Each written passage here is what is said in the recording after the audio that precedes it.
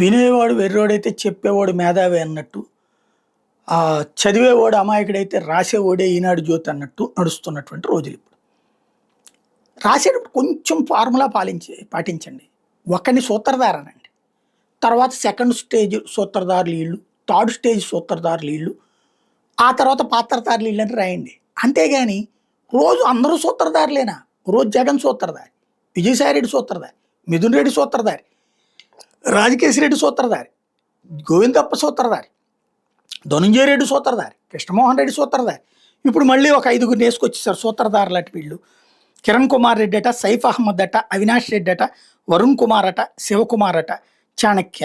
ఈ చాణక్యను already arrest చేశారు. వీళ్ళందరూ వేరు వేరు కంపెనీలు పెట్టి వ్యాపారం చేసే ప్రతి ఒక్కడు దొంగే ఇప్పుడు. అదే మావాడు వ్యాపారం చేసే వాళ్ళందరూ మేధావులే. ఇది ఒకటి నడిచిపోతున్నటువంటి ట్రెండ్. బేసిక్ సమస్యల లిక్కర్ కుంభకోణానికి సంబంధించినటువంటిది ఏం పట్టుకున్నారు ఇప్పటిదాకా?